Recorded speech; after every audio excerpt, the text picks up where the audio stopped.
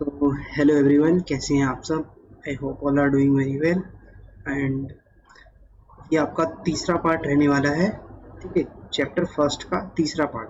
ठीक है, इसमें जो भी रिमेनिंग कॉन्सेप्ट बचे हुए हैं हम इसमें कवर अप कर लेंगे। ठीक है, तो चैप्टर वन का अगर आपने फर्स्ट 2 वीडियो नहीं देखी है तो उससे पहले जाके आपको देखना है, तभी आपको ये पर्टिकुलर कॉन्सेप्ट जो रिमेनिंग है वो समझ में आएंगे। क्योंकि ऊपर वाले जो 2 वीडियो मैंने फर्स्ट अपलोड किया है वो इससे कनेक्टेड है। ठीक है, तो पहले आप वो जाके देखो अच्छे से, फिर वो आप देखोगे तो आपको ये रिमेनिंग पॉइंट समझ में आएंगे। ठीक है, तो चलो स्टार्ट करते हैं।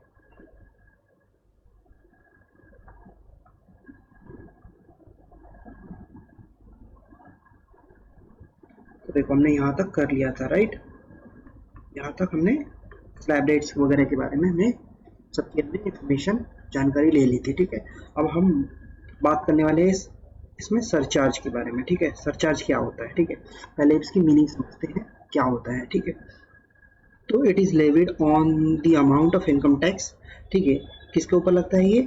It is levied on amount of income tax, यानी कि जो भी टैक्स का अमाउंट होता है उसके ऊपर ये लेविड होता है। लेविड का मतलब होता है अमाउंट चार्ज होना। ठीक है, तो इफ टोटल इनकम कब लगेगा? कंडीशन क्या है कि if total income of an SSC exceeds करती है, मतलब बढ़ती है, उसकी इनकम ज्यादा हो जाती है, कब? Total income of an assessee exceed specified limit as mention below. ठीक है, सभी के लिए अलग अलग, जो हमने 8 लोग पढ़े थे ना, उन सभी के लिए अलग अलग लिमिट्स हैं। ठीक है, तो अगर उनकी जो टोटल इनकम है वो एक्सीड करती है पर्टिकुलर अमाउंट से, तो उनके ऊपर क्या लगेगा?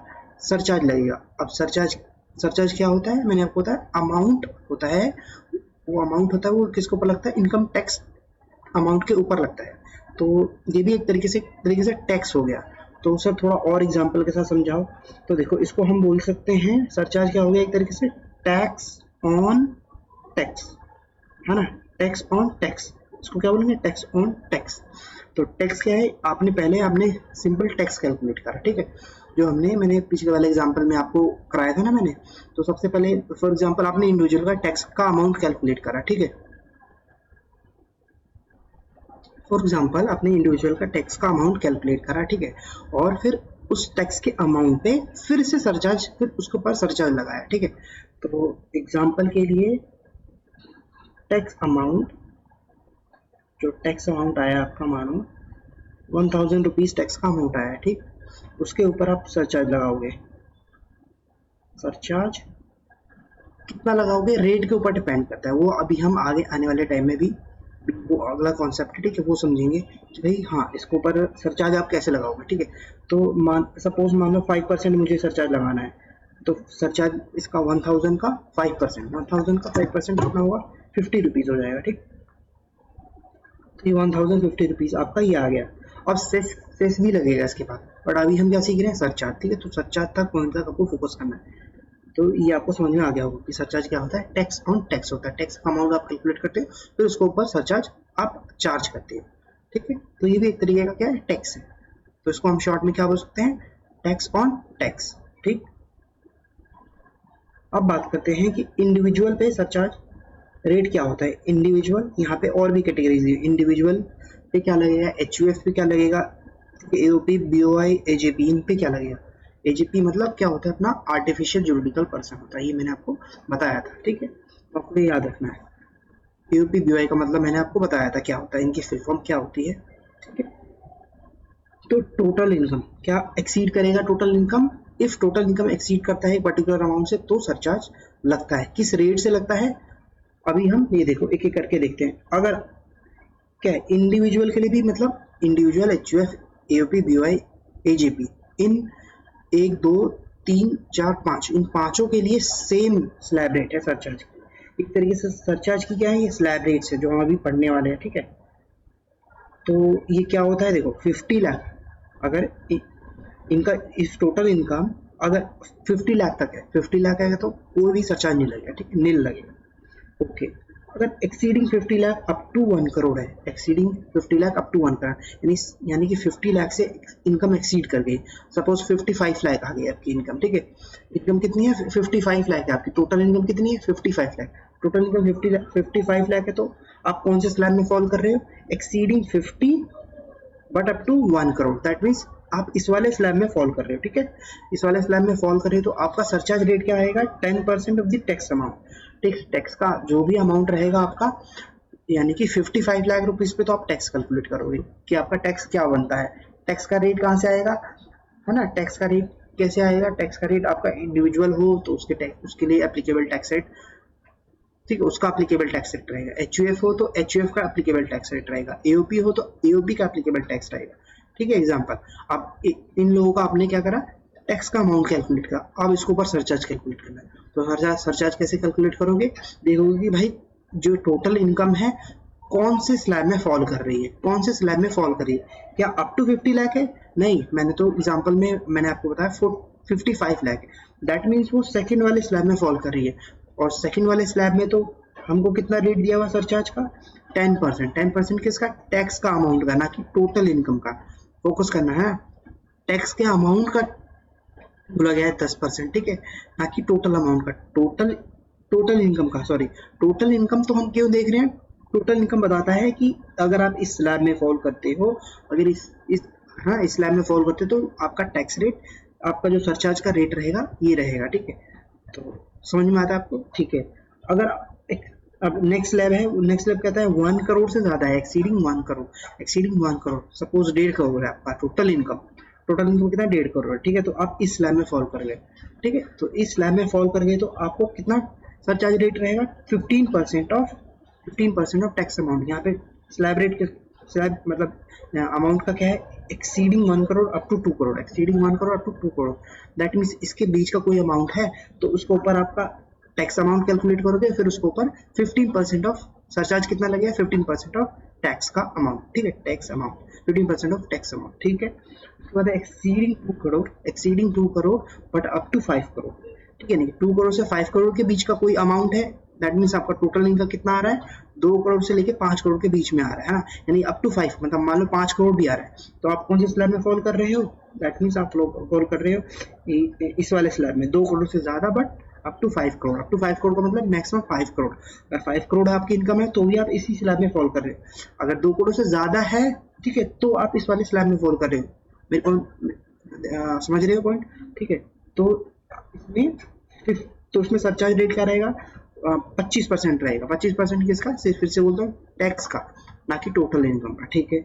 उसके बाद इसी तरीके से नेक्स्ट स्लैब आता है आपका, नेक्स्ट स्लैब क्या कहता है, 5 करोड़ से ज्यादा आपकी टोटल इनकम है, 5 करोड़ से ज्यादा आपकी टोटल इनकम है, तो उसमें उस केस में आपके ऊपर सीधे 37% का सरचार्ज रेट लग जाएगा। 37% का क्या मतलब है, 37% का मतलब है 37% of the tax amount, 37% of the tax amount, तो ठीक है, इस तरीके से रहेगा। अब देखो यहाँ पे टोटल इनकम आपको बता रहा है कि आपके ऊपर सरचार्ज का रेट क्या लगेगा, सरचार्ज का रेट क्या लगेगा, ठीक है, एक और बताता हूँ, ठीक है, और रेट आप रेट कैसे लगाओगे, रेट लगाओगे रेट निकालोगे, रेट जो भी आपका इसमें से जिस भी स्लैब में आप फॉल करते हो, जो भी टोटल इनकम आपका जिस भी स्लैब में फॉल करता है उसका रेट उठाओगे, फिर उसके टैक्स के ऊपर वो रेट लगाओगे, ठीक है, समझ में आता है। फॉर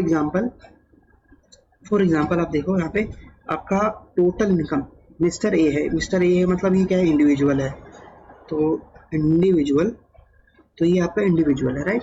अब इंडिविजुअल है, इंडिविजुअल का टोटल इनकम 60 लाख है, ठीक है, तो यानी कि इस स्लैब में ये सारे स्लैब लगेंगे इसके ऊपर, ठीक है, मैं इसको क्लियर कर दूं,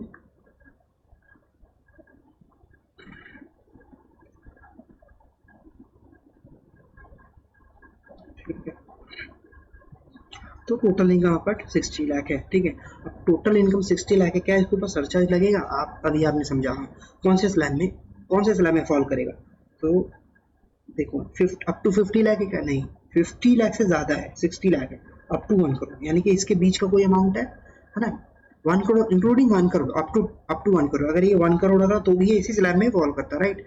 तो इसमें सरचार्ज क्या लगेगा, हमको रेट मिल गया 10% लगेगा, तो सबसे पहले क्या करोगे, सबसे पहले तो आप क्या करोगे, टैक्स कैलकुलेट करोगे, ठीक है, तो टैक्स कैलकुलेट करोगे तो इसका कोई एज नहीं दिया हुआ यहाँ पे कि हमें एज नहीं पता इसकी, है ना, तो नॉर्मल हम मान के चलेंगे कि बंदा, अगर क्वेश्चन में एज ना दी हुई तो आप मान के चलो कि वो 60 ईयर से कम का ही है, ठीक है, 60 ईयर से कम का है, तो 60 ईयर से कम का है तो उसको 2.5 लाख की एग्जीक्यूशन मिलेगी, हाँ जी मिल गई, तो 2.5 से 5% 12,500, 5 से लाख 20% का टैक्स रेट लगेगा उसके ऊपर, इस तरीके से 1 लाख रुपए हो गया। और अबव अबव जितना भी बैलेंस 10 लाख से ऊपर का है, कितना बैलेंस बचता है, यहाँ पे तो 10 लाख कवर हो गया, 10 लाख इस पे लग गया, अब रिमेनिंग कितना बच गया 50 लाख, 50 लाख के ऊपर कितना लगेगा टैक्स रेट, 30% के हिसाब से 15 लाख। टोटल आप करोगे, टोटल आप खुद से कैलकुलेट करोगे बिना देखे इसको, ठीक है, तो ये आपका आ जाता है लगभग 16,12,500। इस पे अब लगाओगे सरचार्ज, ठीक है, पहले है ना, सरचार्ज किसके ऊपर लगता है, टैक्स के ऊपर लगता है, तो टैक्स का रेट, सरचार्ज का रेट आपको कैसे पता लगा, यहाँ से, ठीक है, स्लैब रेट आपको याद रखना है। हाँ, फिर टोटल इनकम देखना, टोटल इनकम जैसे ही किस स्लैब में फॉल करे, हाँ भाई 50 से ऊपर है बट अप टू 1 करोड़ है, तो इसका मतलब क्या है, यानी कि 10% है, इस केस में 10% ऑफ सरचार्ज लगेगा, तो 10% ऑफ द टैक्स अमाउंट, ठीक है, ऑफ द टैक्स अमाउंट, यानी कि ये आपका 16,12,500 मल्टीप्लाई बाय 10%, ठीक है, तो ये आपका अमाउंट आ जाएगा, ठीक, फिर उसके बाद आप टोटल कर दोगे, इसमें फिर सेस जोड़ोगे, ठीक है, सरचार्ज देन उसके बाद सेस, तो इसका जो टोटल आएगा ये कितना है, 70,73,750 रुपीज, इसको ऊपर आप सेस जोड़ोगे @4%, ठीक है, @4%, तो 4% इसका कितना होगा, 11773,750, 4% आएगा आपका, आएगा 70950, इसको आप टोटल करो, टोटल किया तो ये आपका अमाउंट आना चाहिए फाइनल, ठीक, 447 समझ में आता है, ठीक है, इसी तरीके से कैलकुलेशन करनी है, ये होता है सरचार्ज, ये होता है स्लैब। अब देखो स्लैब का मतलब ये नहीं है कि 50 पे अप टू 50 पे जीरो, देखो एक कंफ्यूजन और आ जाता है कि सर यहाँ तो लिखा हुआ है 50 लाख दैट, इस पे जीरो है, 50 से ऊपर जितना भी होगा उस पे 10% का हम लगा देते सरचार्ज, ऐसा नहीं है, अगर आपकी टोटल इनकम ना इसमें से किसी में भी स्लैब में फॉल कर गई तो वो पर्टिकुलर रेट लगेगा, ना कि इसका मतलब ये नहीं है कि अप टू पे तो 50 लाख पे तो हम जीरो कर देते हैं, और एक्सीडिंग अगर कोई अमाउंट उससे एक्सीडिंग 50 आता है, 50 बट अप टू 1 करोड़, जैसे एग्जांपल में हमारा 60 लाख था, तो इस पे कितना रिमेनिंग बच गया, 10 लाख, 10 लाख पे क्या करते हैं 10% का सरचार्ज लगा देंगे, दैट मीन 10 लाख पे तो हम टैक्स अमाउंट कैलकुलेट करते हैं, फिर उसके ऊपर 10%, इसका मतलब ये नहीं, इसका मतलब सरचार्ज, यहाँ पे सरचार्ज का क्या मतलब है, स्लैब का क्या मतलब है, अगर आपकी इनकम इस पर्टिकुलर किसी पर्टिकुलर स्लैब में लगी इनकम आती है आपकी, तो उस केस में वो रेट लग जाएगा, ठीक है, इसका मतलब ये है, इंटरप्रिटेशन इसकी ये है यहाँ पे स्लैब की। उसके बाद देखो मैंने सरचार्ज के बारे में कुछ लिखा हुआ है यहाँ पे कि देखो सरचार्ज रेट ऑफ 25% एंड 37%, है ना, यहाँ पे है ना, यहाँ पे कितना है 25%, 37%, ठीक है, तो ये एप्लीकेबल नहीं होगा फॉलोइंग इनकम के ऊपर, ये थ्योरी में आपका पॉइंट आएगा तो आप ध्यान रखना, ठीक है, पूछेगा क्वेश्चन में कि भाई हाँ कौन से ऐसे इनकम है जिसके ऊपर आपका 25% का सरचार्ज है, 37% का सरचार्ज नहीं लगता, तो आप बताओगे कौन सी इनकम है, वो income of short term, STCG का मतलब यहाँ पे है शॉर्ट टर्म कैपिटल गेन, और ये है सेक्शन 111A। तो सर ये क्या होता है, ये आप कैपिटल गेन का चैप्टर पढ़ोगे ना तो आपको समझ में आएगा ये क्या होता है, अभी के लिए आप क्या याद रखोगे, हाँ जी, short term capital gain under section 111A, income, और इनकम सेकंड वाला कौन सा, income of long term capital gain under section 112A, ठीक है, 112A, और income of long term capital gain under section 112, ये 112A है, ये 112 है, ठीक है, डिविडेंड इनकम, यानी कि टोटल 4 इनकम है, इन चारों इनकम पे कभी भी 25% और 37% का सरचार्ज रेट नहीं लगता, ठीक है, ठीक है, इसका क्या मतलब हुआ, इसको दूसरे तरीके से समझे तो यानी कि maximum rate of surcharge on tax amount on above 4 income, इन चारों इनकम के टैक्स इनका टैक्स आएगा, फिर इसके ऊपर सरचार्ज का रेट कितना लगेगा, मैक्सिमम सरचार्ज का इनका रेट हो सकता है मैक्सिमम 15%, ठीक है, 25% नहीं कभी भी नहीं लगेगा और 37% कभी नहीं लगेगा, ठीक है, इसका मतलब ये है, ठीक है, आपको ये याद रखना है। हाँ, ये इनकम है। डिविडेंड इनकम तो चलो मैं अभी आपको बता दें डिविडेंड इनकम क्या होती है। डिविडेंड इनकम मतलब आपने फॉर एग्जांपल आपने इक्विटी शेयर में पैसे लगाए, ठीक है। आजकल आजकल है ना ऑनलाइन, एग्जांपल के लिए जैसे ग्रो है, ठीक है। ग्रो के थ्रू आप शेयर बाय करते हो, ठीक है। वो जो शेयर किसी कंपनी का आपने बाय करे तो वो कंपनी क्या करती है, डिविडेंड अनाउंस करती है। तो वो इस डिविडेंड की बात हो रही है, ठीक है, डिविडेंड इनकम। तो इस तरीके से आपने डिविडेंड इनकम कमाया, ठीक है। तो इस पे क्या 37% का खर्चा नहीं लगेगा, 25 का भी नहीं लगेगा, ठीक है।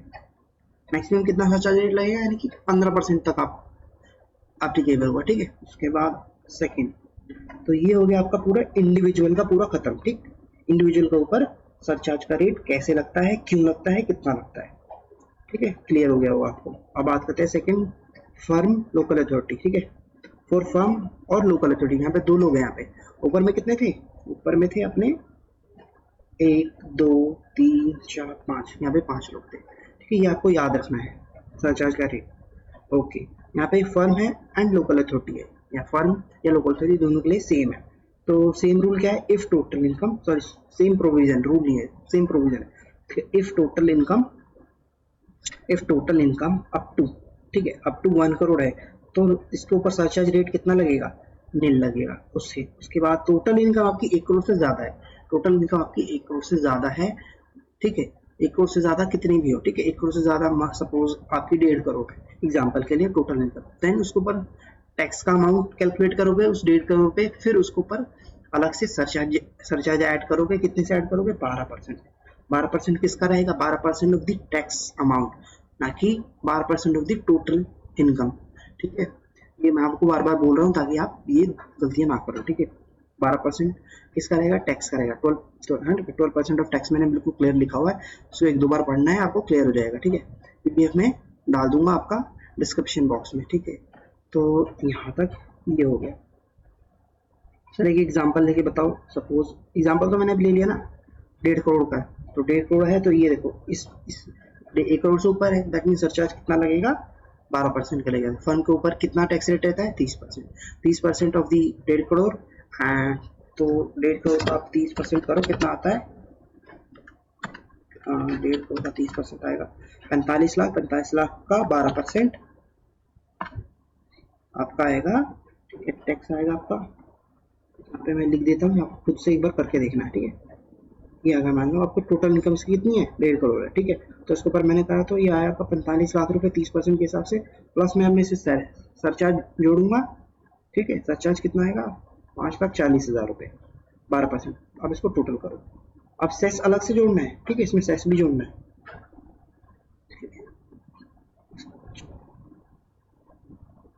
तो यहाँ पे ये आपने करना है 45 में, ठीक है। ये आएगा आपका अमाउंट, सॉरी इतना ही था ना, 5040,000, ठीक है। 50,40,000, इसमें आप फिर सेस जोड़ोगे, ठीक है। सेस कितना, 4%, 0.600, तो आपका अमाउंट आ जाएगा 504,000, 5 है, 5, ठीक है। तो ये आपका फाइनल अमाउंट आना चाहिए, ठीक है। 1.5 करोड़ का आप कैलकुलेट करना है कितना आपका टैक्स का अमाउंट आ रहा है, ये कितना आएगा, तो ये आपका आ गया net tax payable, net tax payable. आप खुद से भी एक बार प्रैक्टिस करना, ये अमाउंट मैच करना, क्लियर है। आप कंपनी और कोऑपरेटिव सोसाइटी पे बात करते हैं, कंपनी और कोऑपरेटिव सोसाइटी, ठीक है। इसमें कंपनी को हमने क्या करा, यहाँ पे एक कैटेगरी बनाई हमने, डोमेस्टिक कंपनी और कोऑपरेटिव सोसाइटी, ठीक है। सोसाइटी है, कोऑपरेटिव सोसाइटी है, और एक हमें कैटेगरी में फॉरेन कंपनी की। पहले बात करते हैं डोमेस्टिक कंपनी या कोऑपरेटिव सोसाइटी, दोनों के लिए सरचार्ज का स्लैब रेट सेम है, ठीक है। तो अगर टोटल इनकम ऑफ कंपनी और cooperative society up to 1 crore, then surcharge का रेट क्या रहेगा, 0 रहेगा, ठीक है। नील का मतलब 0, ठीक है। अबव 1 करोड़ है तो 7% ऑफ द टैक्स, ठीक है। उसके बाद अबव 10 करोड़ है तो देन 12% ऑफ द टैक्स, यानी कि इस केस में क्या है, 7% और 12%, ठीक है। तो यहाँ पे दो ही रेट है, तो 1 करोड़ है सर, एग्जाम्पल बताओ। सपोज किसी कंपनी या कोऑपरेटिव सोसाइटी की इनकम, टोटल इनकम आप कैलकुलेट करोगे, टोटल इनकम है ना, पांचों हेड की इनकम लोगे, क्लबिंग करोगे, सेटअप करोगे, ठीक है। तो उसके बाद आएगा ग्रॉस टोटल इनकम आ जाएगा, ग्रॉस टोटल इनकम से माइनस करोगे डिडक्शन, फिर आपका आएगा टोटल इनकम, फिर इस तरीके से आप कैलकुलेट करोगे। फिर उस टोटल इनकम को देखोगे, क्या वो अगर टोटल इनकम मानो 90 लाख है, ठीक है, यानी 90 लाख है, 90 लाख है, तो अब देखो सरचार्ज लगा क्या इसके ऊपर लगेगा, नहीं, क्योंकि ये तो अप टू 1 करोड़ है, तो इसको सरचार्ज का रेट क्या है, 0 है। टैक्स कैलकुलेट करोगे, टैक्स लगेगा, सरचार्ज नहीं लगेगा, ठीक। अब सपोज, अब ये सपोज होता है यहाँ पे 1 करोड़ 10 लाख, ठीक, 1 करोड़ 10 लाख, तो क्या इसके ऊपर सरचार्ज लगेगा, हाँ, 1 करोड़ से ज्यादा है, ठीक है, 1 करोड़ से ज्यादा है, बट ठीक है, अप टू कितना है, अप टू 10 करोड़ है।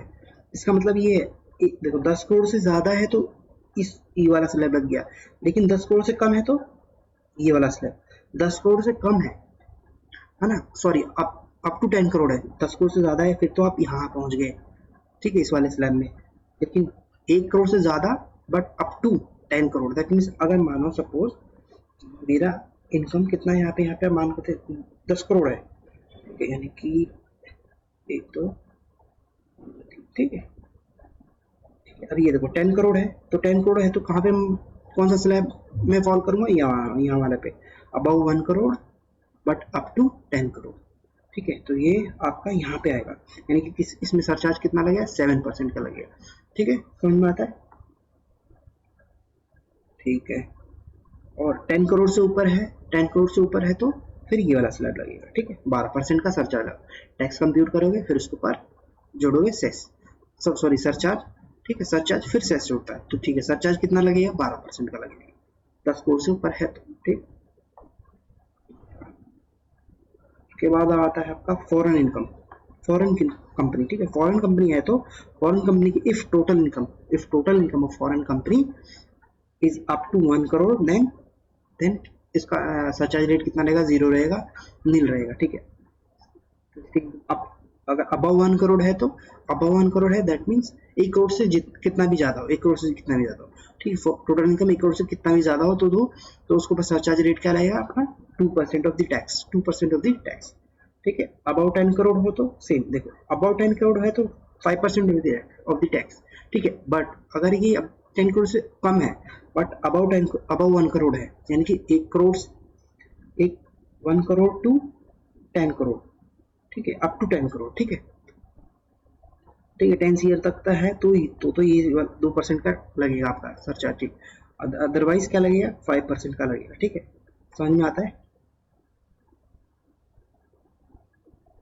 ठीक है। अब आता है concept of marginal relief, marginal relief का एक कॉन्सेप्ट है, ठीक है, बहुत आसान है, अभी देखना, मार्जिनल रिलीफ, तो मार्जिनल रिलीफ क्या होता है, it is provided when tax amount, it is provided when tax amount exceeds the income due to surcharge rate. अब इसका क्या मतलब है, इसका पूरा मतलब क्या है, इट इज प्रोवाइडेड, मतलब प्रोवाइडेड का मतलब मार्जिनल रिलीफ आपको दिया जाता है, क्यों दिया जाता है, व्हेन इट टैक्स अमाउंट, जो टैक्स का अमाउंट हो जाता है एक्सीड कर जाता है इनकम से, मतलब आपकी इनकम हुई 1 लाख रुपए और टैक्स का अमाउंट आया 1,10,000 रुपए, यानी कि इनकम से ज्यादा आपका टैक्स का अमाउंट आ गया, ठीक है, इनकम से ज्यादा आपका टैक्स का अमाउंट आ गया, क्यों ऐसा हुआ, क्यों, रीजन क्या है इसके पीछे, ड्यू टू सरचार्ज, सरचार्ज के कारण आपका क्या हुआ मतलब कि मैं इसको इससे समझाता हूँ इसके थ्रू, ये इंडिविजुअल का जैसे कि अपना है सरचार्ज का स्लैब रेट, ठीक है, तो ये कह रहे हैं कि भाई क्या हुआ कि मेरी ना इनकम बढ़ी, मान लो कि मेरी इनकम 50 लाख तक थी तो कोई दिक्कत नहीं थी, फिर तो मेरे को सरचार्ज नहीं देना था, ठीक, बट मानो कि मेरी इनकम 51 लाख हो गई यार, 51 लाख हो गई ना, 51 लाख हो गई, अब इसके कारण मुझे, इस 1 लाख के कारण मुझे टैक्स देना पड़ेगा 10% का, राइट, 10% का क्या सरचार्ज देना पड़ेगा, टैक्स तो मैं दूंगा ही, सरचार्ज देना पड़ेगा, तो अब इस सिनेरियो में ऐसा कोई सिनेरियो आता है तो हमको क्या, उसको उस केस में हम मार्जिनल रिलीफ देते हैं, मार्जिनल रिलीफ देते हैं, ठीक है, जब आपका इनकम, जब आपका टैक्स का अमाउंट इनकम से ज़्यादा हो जाता है ड्यू टू किस कारण से, सरचार्ज के कारण से, it is applicable to all us, यानी कि सभी को, जो 8 लोग हैं, है ना, 8 लोग मैंने आपको बताया था कौन होते हैं, ठीक है, तो वो 8 लोग हैं, उन सभी के ऊपर ये एप्लीकेबल है, सभी को मार्जिनल रिलीफ का फायदा मिलता है, ठीक है। स्टेप 3, हाउ टू कैलकुलेट, है ना, how to calculate the marginal relief. Step 3 बताता है steps to calculate marginal relief. तो कैसे कैलकुलेट करोगे मार्जिनल रिलीफ को, तो ये स्टेप है 4 स्टेप, इन चारों स्टेप को लगाना, कोई भी क्वेश्चन गलत नहीं हुआ, ठीक है। और आपको आपके केस में बीकॉम लेवल पे क्या आएगा, इंडिविजुअल का क्वेश्चन आता है, ठीक है, इंडिविजुअल का क्वेश्चन आएगा, ठीक है, तो उसके लिए उसको इससे रिलेटेड क्वेश्चन आप प्रैक्टिस करना। कंपनी का बहुत कम चांस है कि कंपनी का क्वेश्चन आए, ठीक है। तो देखना स्टेप 1 में हम क्या करने वाले हैं। स्टेप 1 में हम कैलकुलेट करेंगे टैक्स का अमाउंट, ठीक है। टैक्स किसके ऊपर, ओरिजिनल टोटल इनकम, ठीक है। ओरिजिनल टोटल इनकम मतलब क्या होता है, अभी एग्जांपल से समझेंगे, ठीक है। ओरिजिनल टोटल इनकम पे आप क्या करोगे, टैक्स कैलकुलेट करोगे, ठीक है। फिर क्या, विदाउट सेस नहीं जोड़ना, जो 4% का सेस होता है वो जोड़ना नहीं है, वो आपको ऐड नहीं करना है, ठीक है, ठीक है। फिर सेकंड स्टेप में आप क्या करोगे, सेकंड स्टेप में आप क्या करोगे, 1 मिनट देना पर जो ये है ये इरेज कर दूं, ये आपके काम का नहीं है, ठीक है। आपके लेवल पे कंपनी या फर्म नहीं है, आपके लेवल पे इंडिविजुअल का ही पूछा जाएगा कि मार्जिनल रिलीफ अगर कैलकुलेट करवाएगा तो करवाएगा भाई इंडिविजुअल का, ठीक है। तो आपको फोकस करना है सिर्फ इस पे। तो टैक्स आपको सेकंड स्टेप में क्या करोगे, फिर आप यहाँ पे भी टैक्स कैलकुलेट करोगे। ऊपर में original amount, original total income पे टैक्स कैलकुलेट करा, यहाँ पे क्या करोगे, ये टोटल टैक्स कैलकुलेट करोगे 50 लाख, या तो 50 लाख होगा, ठीक है, या तो 50 लाख होगा, या 1 करोड़ होगा, या 2 करोड़ होगा, या 5 करोड़ होगा, यही इतनी पॉसिबिलिटी है, ठीक है। या तो 50 होगा, या 1 करोड़ होगा, या 2 करोड़ होगा, या 5 करोड़ होगा। ये कितने अमाउंट हो गए, 1 करोड़ 2, 2 करोड़ 3, यानी कि 5 करोड़, टोटल 4 अमाउंट है जिसपे आपको क्या करना है, टैक्स कैलकुलेट करना है, ठीक है। ध्यान रखना अभी मैं बताऊंगा एग्जाम्पल के साथ, समझेंगे ना और समझ में आएगा, ठीक है।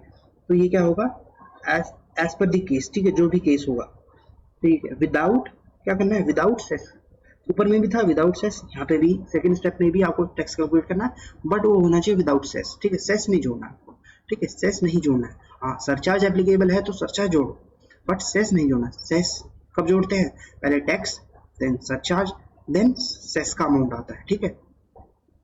सेस लगता है हमारा टैक्स के ऊपर प्लस सरचार्ज के ऊपर, टैक्स और सरचार्ज का जो अमाउंट टोटल होता है उसके ऊपर हम सेस जोड़ते हैं, ठीक है, समझ में आता है। तो यहाँ पे भी क्या करना है आपको, ये बिना सेस के करना है, ठीक है, बिना सेस ऐड किए हुए करना है, ठीक है। दोनों स्टेप आपको क्लियर हो गए।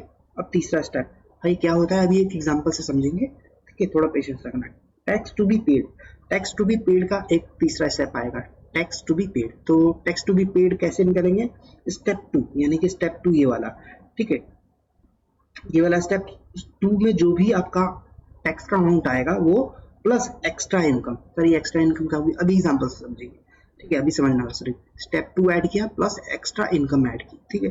फिर आता है आपका फोर्थ स्टेप, ठीक है, ये क्या है, मार्जिनल रिलीफ। फोर्थ स्टेप में आपका कैलकुलेट करके हो क्या आ जाएगा, मार्जिनल रिलीफ। तो ये कैसे कैलकुलेट होगा, स्टेप 1 आपको लेना है, उसमें से माइनस करना है, स्टेप 1 में से माइनस करना है स्टेप 3, स्टेप 1 में से माइनस करना है स्टेप 3, ठीक है। यानी कि ओरिजिनल टैक्स स्टेप 1 का क्या नाम है, ओरिजिनल टैक्स, है ना। ये हमने इस पे क्या करा था, टैक्स निकाला था ओरिजिनल टोटल इनकम पे, तो इसको हम क्या बोलेंगे, ओरिजिनल टैक्स, है ना, बोल के चल सकता है ओरिजिनल टैक्स, ठीक है। या फिर आप सिंपली बोल सकते हो वो जो स्टेप 1 में हमने टैक्स कैलकुलेट करा था वो, और जो स्टेप 3 में जो हमने टैक्स कैलकुलेट करा है वो, ठीक है। Tax to be paid minus करना है, ठीक है, सिंपली आप ये भी बोल कर चल सकते हो। तो ये आपको बस याद रखना है कि स्टेप 1 करना है फोर्थ स्टेप में, माइनस स्टेप 3 करना है, ठीक है। अब एग्जांपल से बताओ, ठीक है, ये तो हो गया आपका कंपनी का। तो ये आप चाहो तो आपके ऊपर है, प्रैक्टिस करना चाहो तो आप कर सकते हो। देखो कंपनी का, ठीक है, आपको आपके लेवल पे क्या है, इंडिविजुअल का ही मेन है, तो आप इंडिविजुअल का करके चलो, इसको आप इग्नोर मार दो, चाहो तो आप इग्नोर मार दो, ठीक है, कोई दिक्कत नहीं होगी। अब देखो जैसे कि यहाँ पे है 51 लाख, ठीक है, 51, इसको मैं थोड़ा बड़ा करता हूँ, ओके, 51 लाख, ठीक है, 51 लाख है। तो यहाँ पे देखना स्टेप 1, 51 लाख, आप बोला है कि पहला स्टेप क्या था, original tax on original amount के ऊपर आपको कैलकुलेट करना है tax on original amount. 51 lakh है तो वही 51 पे आपने टैक्स कैलकुलेट कर दिया, ये आपका टैक्स का अमाउंट आ जाएगा। ठीक है, ठीक है। उसके ऊपर आपने सरचार्ज जोड़ा, देखो सेस विदाउट सेस था, विदाउट सरचार्ज नहीं था। ठीक है, सरचार्ज तो आपको अगर लगता है तो लगाओ, कैलकुलेट करो। ठीक है, तो ये आपने आपका स्टेप 1 में आपका अमाउंट आ गया, इसको बोलेंगे ओरिजिनल इनकम। ये है 51 जो 1 लाख है वो, इसको आप मैं बोला था स्टेप 1 में ओरिजिनल इनकम। ठीक है, इस ओरिजिनल इनकम पे हमने टैक्स कैलकुलेट करा। ठीक है, अब आप टैक्स कैलकुलेट करना तो आपको बहुत अच्छे से आ गया होगा, अब तक मैंने इतनी सारी एग्जाम्पल करवा दी। ठीक है, ये आप स्लैब लगाओगे इंडिविजुअल वाला, यहाँ पे कुछ बोला नहीं है तो क्या मानोगे इसको, ये 60 से कम का है और स्लैब का जो रेट लगेगा वो 2.5 लाख वाला एग्जम्पशन वाला लग जाएगा। ठीक है, अब स्टेप 2 में आप क्या करोगे, स्टेप 2 में आप देखोगे मैंने वहाँ पे एक अमाउंट लिखा था 50 लाख या 1 करोड़ या 2 करोड़ या 5 करोड़। तो यहाँ पे देखो ये इसके आसपास वाली वो इनकम ढूंढनी है आपको। ठीक है, ये 51 लाख है, इसके आसपास वाली इनकम क्या होगी, इसके आसपास वाली 50 होगी, 1 करोड़ तो नहीं होगी या 2 करोड़ तो नहीं होगी ये चीज। अभी आप रटो, एक लास्ट में एक क्रक्स बताऊंगा आपको इसका क्या मतलब होता है। ठीक है, तो इसका आसपास वाला इनकम क्या होगी, 50 होगी, 50 लाख होगी राइट, 1 करोड़ तो नहीं होगी। मैंने क्या अमाउंट बताया था, 50, 1 करोड़ या 2 करोड़ या 5 करोड़। ठीक है, ये अमाउंट बताया था मैंने। तो ये 50 लाख क्या, फिर अब इसके आसपास वाली इनकम कौन सी होगी, 50 लाख। जो 50 लाख पे आपने क्या करा, टैक्स कैलकुलेट करा, सरचार्ज जोड़ा, सरचार्ज लगेगा 50 लाख पे, नील होता है, जीरो। ठीक है, अब इस तरीके से आपका ये अमाउंट आ गया। स्टेप 2 आ गया, स्टेप 1 आ गया। अब स्टेप 3 में क्या करोगे, टैक्स टू बी पेड कैसे निकालोगे, step second plus extra income. Extra income क्या, जो आसपास वाली इनकम है ना, आसपास वाली टोटल इनकम है उससे कितना एक्स्ट्रा है, उससे कितना एक्स्ट्रा है जिससे कि आपका सरचार्ज लग गया। 1 लाख एक्स्ट्रा होने के कारण मेरे को सरचार्ज का 10% का सरचार्ज का है ना लग गया मेरे को। तो ठीक है, तो वो वाली इनकम एक्स्ट्रा इनकम ले लो। स्टेप टू आपका है ना 13,12,500। ठीक है, प्लस 1 लाख रुपए आपका एक्स्ट्रा इनकम निकल गया। एक्स्ट्रा इनकम का मतलब है ना आसपास वाली इनकम से कितना ज्यादा, 1 लाख रुपए ज्यादा होने के कारण तो सरचार्ज लगा। ठीक है, समझ में आता है। तो स्टेप 4 आप क्या करोगे, स्टेप 4 में फिर स्टेप 1 माइनस स्टेप 3। ठीक है, स्टेप 1 माइनस स्टेप 3। तो देखो स्टेप ये रहा स्टेप आपका, स्टेप 1 है ना 14,76,750 रुपए, माइनस है ना स्टेप 3, माइनस करना है आपको स्टेप 3 है ना, ये देखो ये है स्टेप 3, ये रहा आपका 14,12,500। तो इसको माइनस करोगे तो ये आएगा आपका मार्जिनल रिलीफ। ठीक है, चलो मैं यहाँ पे एक क्रक्स बताता हूँ। देखो मार्जिनल रिलीफ कब कैलकुलेट होता है, मार्जिनल रिलीफ तब कैलकुलेट होता है जब आपका ना जैसे कि 51 से लेके 50 लाख था, यहाँ पे आओ इस स्लैब में आपको सरचार्ज का स्लैब है, देखो सरचार्ज का स्लैब है। देखो जब देखो 50, जब सरचार्ज का जो टोटल इनकम होती है ना, मेरी टोटल इनकम जो सरचार्ज की स्लैब रेट दिए हुए हैं 50 से थोड़ा ऊपर हो जाता है ना, जिसके कारण मेरे को सरचार्ज का फटका पड़ गया कितना, 10% का। 50 से ऊपर हो गया तो मेरे सरचार्ज का आपका फटका लगा 10% का। इसका मतलब 50 से थोड़ा सा ऊपर हुआ ना, थोड़ा सा ऊपर हुआ तो 10% का मेरे को फटका लग गया। तो इसलिए सरकार ने क्या बोला कि भाई जैसे ही इसके कारण क्या हुआ, क्या इनकम बढ़ी आपके 1 लाख से, बट क्या हुआ कि यहाँ पे टैक्स आपका बढ़ गया बहुत ज्यादा अमाउंट से, 1 लाख 1.5 लाख से बढ़ गया आपका टैक्स अमाउंट। तो ताकि आप मतलब ऐसी गाली ना दे सरकार को, तो उन्होंने कहा कि हम मार्जिनल रिलीफ दे देते हैं। ठीक है, ऐसा तो कभी होना नहीं चाहिए ना, ये तो इनजस्टिस है। इनकम बढ़ी 1 लाख से, टैक्स बढ़ा 1.5 लाख से, तो ये तो इनजस्टिस है। ठीक है, ये तो लूटना हो गया। तो इसलिए मार्जिनल रिलीफ का कॉन्सेप्ट आया गया। ठीक है, तो 51 से या 1 करोड़ से ज्यादा हो गया, 1 करोड़ से ज्यादा हुआ तो सरचार्ज का रेट भी बहुत ज्यादा हो गया उससे। तो ये वो पॉइंट है, कि समझ में आ गया होगा। ठीक है, तो ये हो गया मार्जिनल रिलीफ का कॉन्सेप्ट, मैंने आपको बता दिया।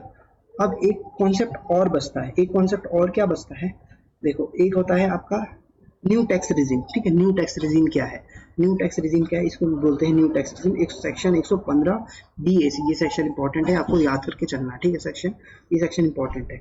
ओके, तो ये क्या कहता है कि इनकम और ये न्यू स्लैब किसके ऊपर लगता है, इसको बोलते हैं new slab, new tax regime है ना, यानी कि न्यू टैक्स न्यू स्लैब बोलो, न्यू टैक्स रिजीम बोल के चलो। ठीक है, तो आप इसको मेनली कैसे याद रखोगे, सेक्शन 115 BAC इसको बोलेंगे, सेक्शन 115 BAC। तो इसमें कौन कौन लोग कवर है, इंडिविजुअल कवर है, income of individual, HUF, EOP, BOI, AJP, same as it is जो ओल्ड टैक्स रिजीम में था ना, उन्हीं लोगों के लिए लाया गया न्यू टैक्स रिजीम। ठीक है, individual, HUF, EOP, BOI, AJP। ठीक है, बिल्कुल सेम। हाँ, यहाँ पे स्लैब रेट डिफरेंट है, स्लैब रेट आपका यहाँ पे if total income, slab rate कैसे लगे यहाँ पे, if total income is up to 3 lakh, यानी कि basic education limit is 3 lakh, ठीक है, इस पे नील रहेगा आपका।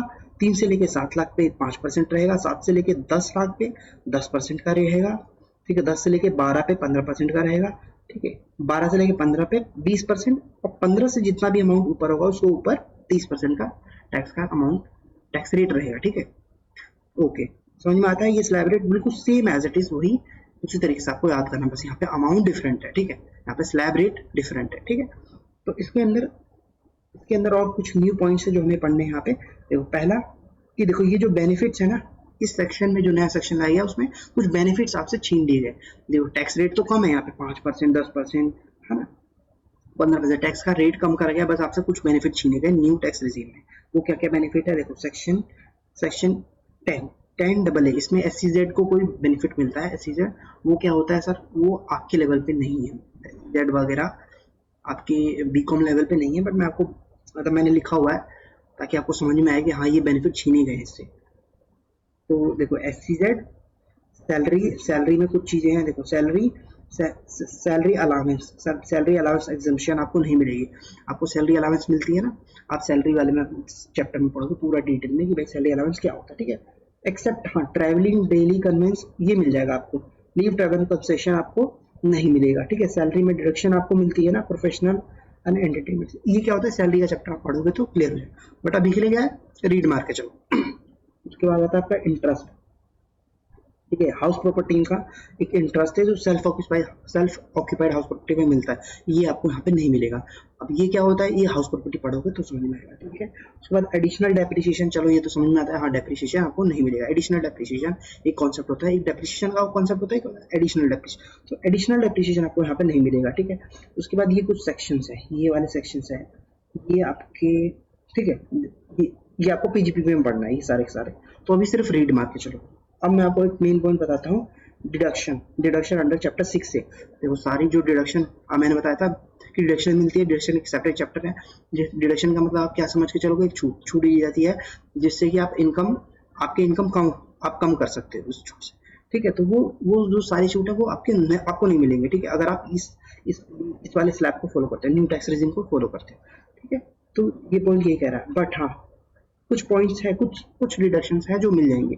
वो कौन सी है, वो देखो एम्प्लॉयर कंट्रीब्यूशन, ठीक है, न्यू पेंशन स्कीम और एम्प्लॉयमेंट ऑफ न्यू एम्प्लॉय। तो ये क्या होते हैं सर, ये हम अभी डिडक्शन वाले चैप्टर में आपको और अच्छे से समझ में आएगा कि डिडक्शन कैसे कैसे मिलती है, किसको मिलती है, ठीक है।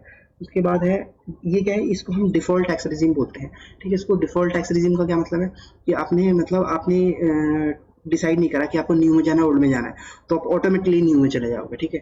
अब टैक्स ITR फाइल करते हैं, आपने डिसाइड नहीं करा कि भाई हाँ मेरे को ओल्ड में लेना है या न्यू में लेना है, तो सॉफ्टवेयर अपने आप ही आपको क्या ले लेगा, न्यू में कर देगा आपको। तो न्यू ये डिफॉल्ट है, बाय डिफॉल्ट यही है, ठीक है।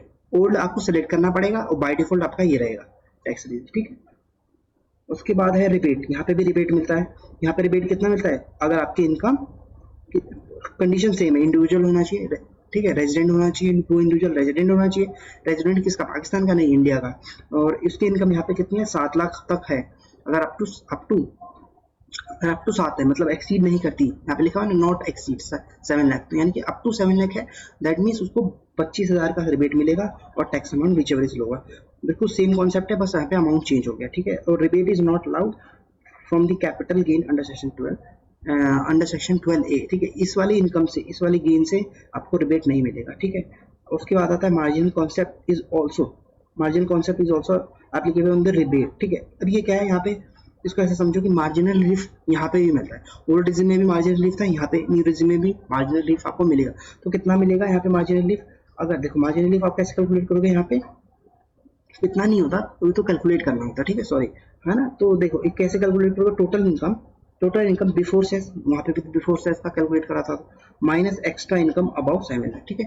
एक्स्ट्रा इनकम का मतलब समझिए 7 लाख से जो भी एक्स्ट्रा इनकम है वो माइनस कर देना है। तो एक एग्जांपल से करा दो, तो देखो ये मैंने 3 एग्जांपल लिखे हुए, केस 1, केस 2, केस 3, ठीक है। केस 1 देखो 7 लाख है, ठीक है।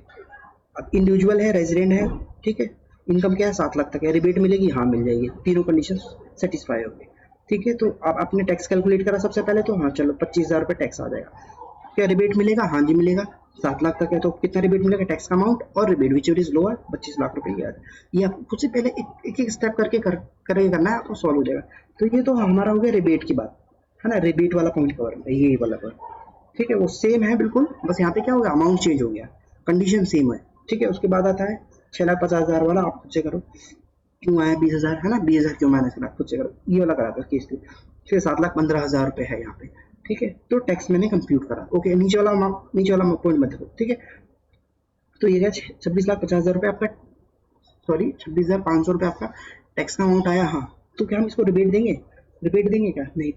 इनकम क्या बोला यहाँ पे, 7 लाख तक है तो एक्सीडिंग है, नॉट एक्सीडिंग। नॉट एक्सीडिंग मतलब अप टू, लिख लो यहाँ पे अप टू 7 लाख है तो हम इसको रिबेट देंगे। तो ये तो रिबेट, इसको रिबेट मिलेगा नहीं क्योंकि तो 7-15 है, तो रिबेट नहीं मिलेगा इसको। ठीक है, तो यहाँ पे रिबेट नहीं दिया हमने। ठीक है, अब देखना अब ये क्या कह रहा है कि देखो, हाँ रिबेट नहीं मिलेगा, बट अब देखो मार्जिनल रिलीफ का कॉन्सेप्ट है यहाँ पे।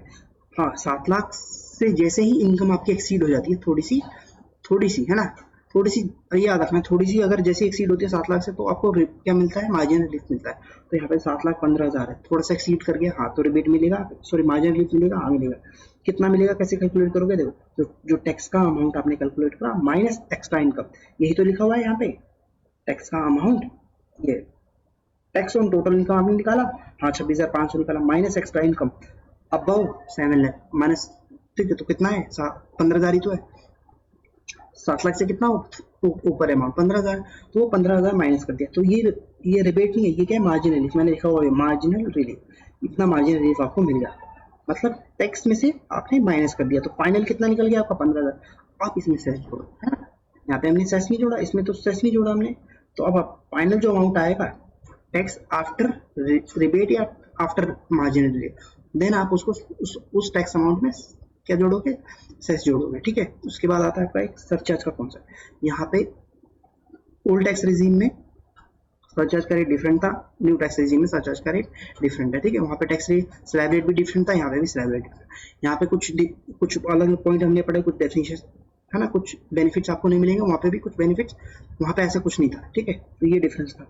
तो यहाँ पे देखो अप टू 50 है तो नील, टोटल इनकम अगर आपका अबव 50 है और 1 करोड़ है तो 10%, और फिर उसके बाद है अबव, ठीक है, उसके बाद है अबव 1 करोड़ है, अप टू 2 करोड़ है तो 15%, अबव 2 करोड़ है तो 25%। बिल्कुल सेम पॉइंट है, बिल्कुल सेम, कोई डिफरेंस नहीं। ठीक है, यहाँ पे क्या है, बस देखो वहाँ पे 25% भी था, 37%, यहाँ पे 37% वाला नहीं, यहाँ पे कितना है मैक्सिमम 10, 15, 25, वहाँ पे कितना था 10, 15, 25, 37 भी था, तो 37 है नहीं। तो यहाँ पे कह रहा है 25% वाला इन चारों इनकम पे एप्लीकेबल नहीं है। वो जो 4 इनकम बताई थी ना मैंने, वो 25% एप्लीकेबल नहीं है, 37% तो है ही नहीं यहाँ पे, तो बचता क्या 25%।